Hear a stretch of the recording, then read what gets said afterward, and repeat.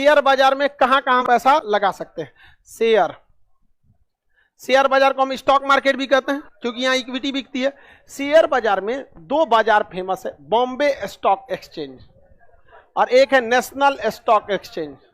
जिस भी कंपनी को क्या करना पड़ता है? आईपीओ लाना होता है। क्या लाना पड़ता है? आईपीओ। तो पहली बार शेयर लाना होता है तो उसे क्या कहते हैं? आईपीओ। सबसे पहले कंपनी शुरुआत करती है छोटे से प्रोपराइटर से, उसके बाद और बड़ी हो जाती है तब प्राइवेट लिमिटेड, और बड़ी हो जाती है तो लिमिटेड होने के बाद कंपनी बहुत ग्रोथ करती है ताकि पब्लिक के बीच में क्या कर सके? फेथ उत्पन्न कर सके, पब्लिक का भरोसा जीत सके। तब ना पब्लिक धड़ाधड़ क्या लाएगी? आईपीओ में पैसा लगाएगी। आईपीओ में क्या लगाएगी? पैसा लगाएगी। कंपनी क्या करेगी? पैसा लगाएगी। तो डायरेक्ट शेयर ला देगा कोई? क्या करेगा? पहले प्रोपराइटर, उसके बाद प्राइवेट, उसके बाद फेथ ब्रांड बनाएगा, उसके बाद क्या लाएगा? आईपीओ। जोमेटो डायरेक्ट आईपीओ लाया था, धीरे धीरे करके उसके बाद क्या लाया था? आईपीओ लाया था। तुरंत आईपीओ लाएगा कोई?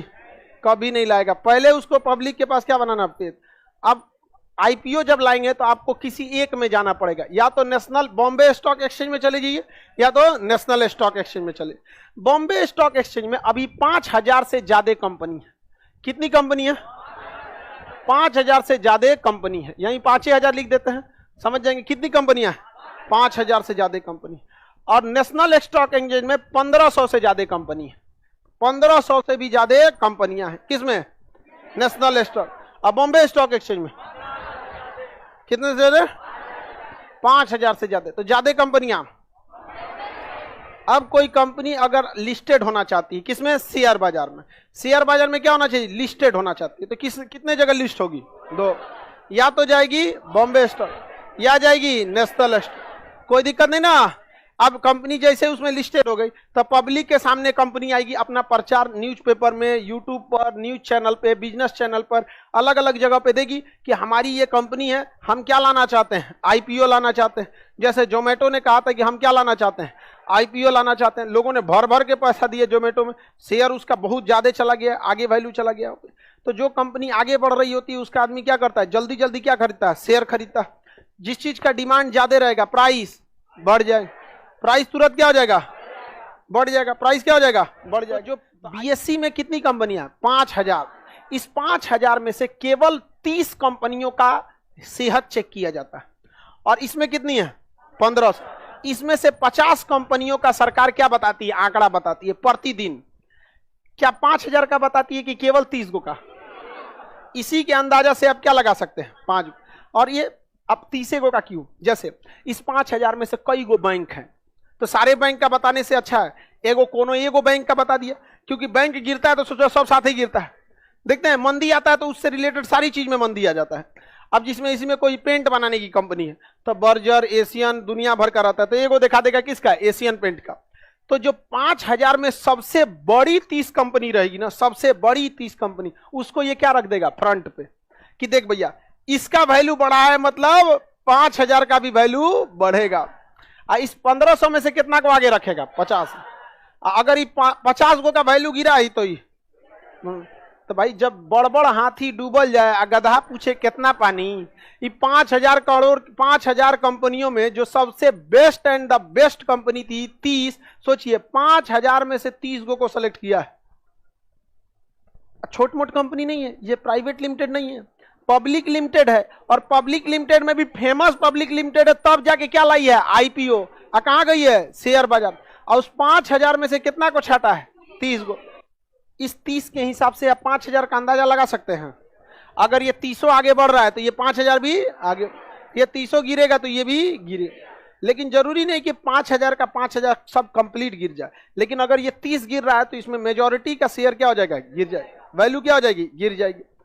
जैसे ये 50 ठो बढ़ेगा तो इसमें से मेजॉरिटी का बढ़ेगा, लेकिन किसी किसी का क्या कर सकते हैं? घट भी सकता है।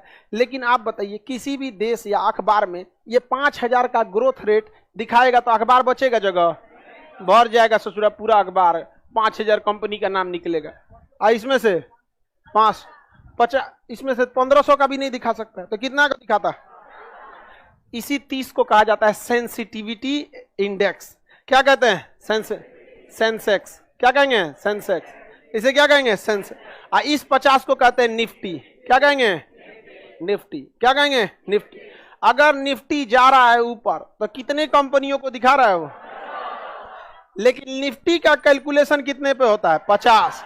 निफ्टी का कैलकुलेशन 50। इसी आधार पे आप कितने का लगा सकते हैं? सेंसेक्स का कितने पे होता है? कौन सी हो गया जिसको जाओ, चले जाओगे? सेंसेक्स का निर्धारण कितने कंपनियों के आधार पर? कितने पे? 30। इस 30 के आधार पर कितने कंपनियों? कितने का? 5000। अभी सेंसेक्स चल रहा है 55,000 अंक पर। कितने हजार अंक पर? 55,000 अंक पर। और निफ्टी चल रहा है 16,000 अंक पर। कितने अंक पर? 16,000 अंक पर।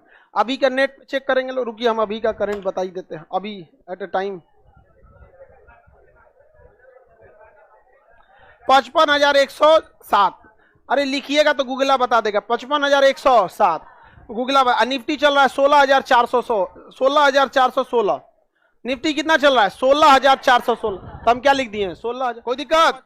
अगर आज हमको शेयर बाजार में पैसा लगाना है तो ये बताओ, इतना तो दिमाग से उतर जाओ कि 30 गो में पैसा लगा पाएंगे आप लोग? 300 का शेयर बहुत महंगा आता है। एगो शेयर रहेगा 300 का 20,000 का। एशियन पेमेंट का सस्ता है, 9,000 है। नेट पे चेक कर लेना, बढ़ते रहता है। 9,500। तो 9,500 में कै गो शेयर मिलेगा? एगो शेयर की वैल्यू कितना है? 9,500। और कई लाख शेयर है उसका। 9,500 रुपया लगाइएगा ना तो कितना परसेंट में जाएगा कोई पता नहीं रहता है। तो सबसे पहले शेयर लगाने के लिए अगर किसी के आप में से 9,500 रुपया किसी के पास है तो जाएंगे एशियन पेंट के पास, लो 9,500। कहां जाएंगे? सेबी के पास, सेंसेक्स, लो बाप रे, सीधे सेंसेक्स में जा रहा है। सबसे पहले आपको एगो सेविंग अकाउंट खोलवाना पड़ेगा। कौन सा अकाउंट? Saving account. पहले 9,000 रुपया सेविंग में, और सेविंग के बाद खोलवाना पड़ेगा डीमेट अकाउंट। कौन सा अकाउंट? Demat account. इस 9,500 पहले जाएगा सेविंग में। आपका पहला पैसा किस में जाएगा? सेविंग। और दूसरा का डीमेट। शेयर की खरीद बिक्री किस अमाउंट से? प्रॉफिट आता है डीमेट से, डिविडेंड आता है डीमेट से, शेयर खरीदा जाता है डीमेट से। हम अपना शेयर बेच दिए तो पैसा आएगा डीमेट से। और डीमेट से डायरेक्ट पैसा नहीं निकल सकता है, उसको भेजना पड़ेगा सेविंग में। अब सेविंग से लगाइए, एटीएम लगाइए, चेकबुक लगाइए, जो लगाना लगाइए। डीमेट केवल ऑनलाइन टू ऑनलाइन यूज हो सकता है। हमारे सेविंग अकाउंट में 1 लाख रुपया और डीमेट में एको नहीं है। शेयर खरीद लेंगे, हमको पहले क्या करना पड़ेगा? ट्रांसफर करना पड़ेगा। जैसे इस अकाउंट से उस अकाउंट में करते हैं ना, वैसे किस में करना पड़ेगा? डीमेट में। शेयर की खरीद बिक्री किस अकाउंट से? किस अकाउंट से? डीमेट से पैसा निकाल लेंगे। उससे लिंक जो सेविंग रहेगा पहले हमको किस में भेजना पड़ेगा, तब पैसा निकाल सके। अब देखिए कितना होशियारी किया है। पता चला किसी के डीमेट अकाउंट में 5 लाख रुपया कोनो मार दिया, जाइबे नहीं करेगा, निकल में नहीं करेगा आपका। पहले किस में जाएगा? सेविंग। जिसका सेविंग है उसमें आ गया। अब हमारा डीमेट अकाउंट है, डीमेट अकाउंट का एक्सेस दलालों के पास होता है। समझ में आ गया कि नहीं? जैसे दलाल यहां रखना ना लीगल है, यहां दलाल गड़बड़ नहीं है। सरकार कहती है कि कंपनियों का जानकारी इसके पास है या नहीं है, तो तुम किसी दलाल को पकड़ लो, दलाल कहेगा हम क्या लेंगे? दलाली लेंगे। प्रॉफिट का 0.1% दलाली ले लेगा आपसे। तो जब दलाली लेगा तो उसको डीमेट अकाउंट का पता होना चाहिए तब ना, तो मार ले जाएगा आपका डीमेट अकाउंट है। इसलिए उसको किससे लिंक किया जाता है? किससे किया जाएगा? सेविंग। तो क्या शेयर बाजार में दलाल रखना लीगल है या इलीगल? इसलिए शेयर बाजार जो बिल्डिंग है उस जगह का नाम है दलाल स्ट्रीट। स्ट्रीट मतलब सड़क। अब पहले वहां क्या घूमता था सब? दलाल। तो नाम क्या हो गया? दलाल स्ट्रीट। समझ में आ गया कि नहीं? क्या नाम हो गया? दलाल स्ट्रीट। कितना परसेंट लेता है? 0.1।